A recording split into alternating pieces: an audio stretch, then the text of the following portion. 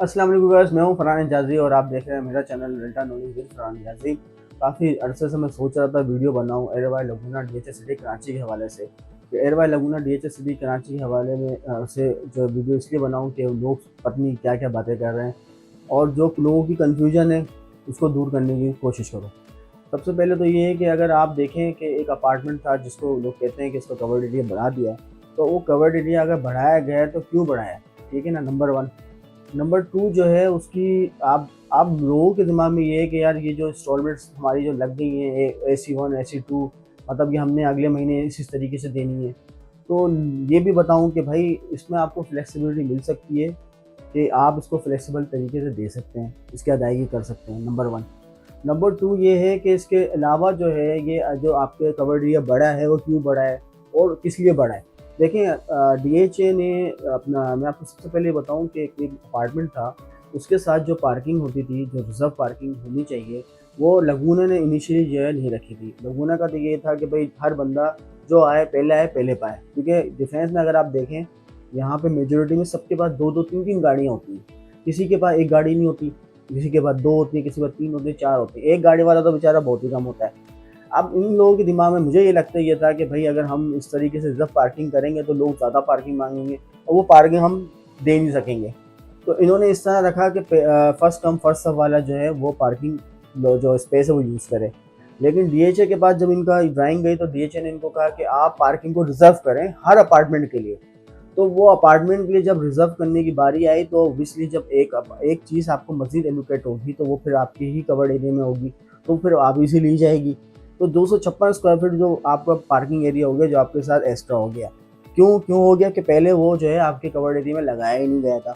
अब आप खुद सोचें, किसी का अगर 900 स्क्वायर फीट का अपार्टमेंट है और वो उसमें 256 स्क्वायर फीट की पार्किंग है, तो ऑब्वियसली वो जो कवर्ड एरिया उसका कम हो जाता है। अब अगर किसी का 500 साढ़े 500 स्क्वायर फीट का अपार्टमेंट है, उसके अंदर 256 स्क्वायर फीट की पार्किंग फ्री मिल जाए, ये कैसे मुमकिन है? मतलब बिल्डर भी जो है, जो भी बिल्डअप एरिया है वो आप ही से पे देगा, वो कस्टमर से ही लेगा, वो कहीं दूसरी कहीं, मतलब ये कॉमन सेंस की बात है। अगर आप किसी भी जगह पे प्रोजेक्ट में बुक करवाते हैं तो आप ये देखें, पार्किंग हर बंदा जो है आपको पार्किंग एक या दो दे रहा होता है ऑलरेडी, वो उस अमाउंट के अंदर पैसे चार्ज कर लेता है, ठीक है ना।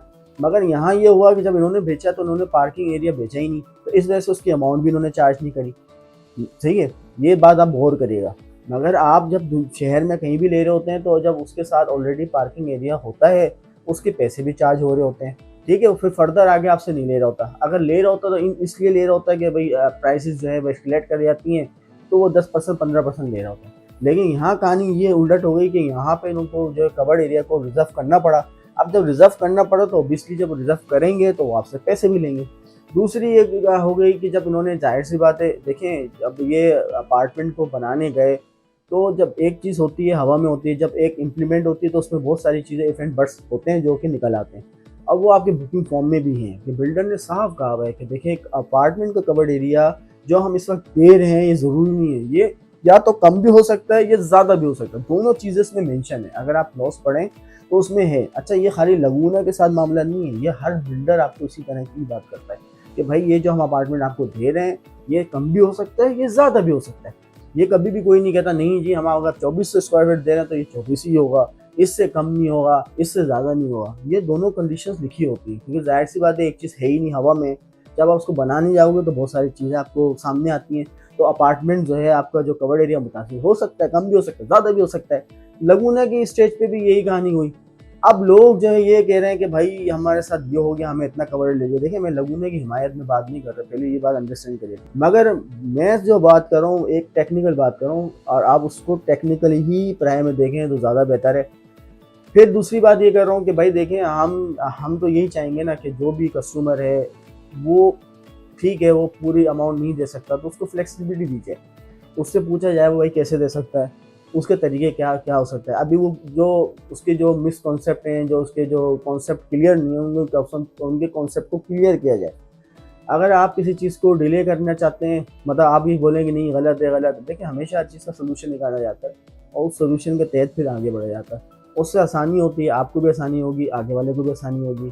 प्रोजेक्ट का पहले ये होता था बनेगा ही नहीं, मैंने बड़ी गालियाँ सुनी, बनेगा नहीं, मेरे कि बनेगा ही नहीं। अब अल्हम्दुलिल्लाह बना हुआ खड़ा हुआ, स्ट्रक्चर आपके खड़ा हुआ, लगून बनेगा नहीं, लगून बना हुआ खड़ा हुआ।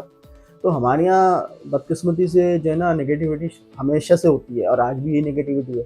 तो अब देखें सोल्यूशन की तरफ जाएँ, ठीक है? सोल्यूशन बहुत सारे हैं, मेरा नीचे दिया हुआ नंबर मौजूद है, राब्ता करें। तो हम चाहेंगे कि भई आपको कोई ना कोई सॉल्यूशन मिले, जिसके ज़रिए आप आगे बढ़ें और ये जो आपके जो कॉन्सेप्ट हैं, जो क्लियर नहीं है, बहुत सारी बातों का अंडरस्टैंड आपको पता ही नहीं है, वो आपको पता चले। जब पता चलेगा तो ऑब्वियसली फिर आप बोलेंगे हाँ ठीक है। फिर जब ठीक है तो उसको फिर आगे कैरी करेंगे। कैसे कैरी करना है, वो फिर हम आपको बता देंगे। नीचे दिए हुआ नंबर जो है उस पे राब्ता करें। जज़ाकल्लाह।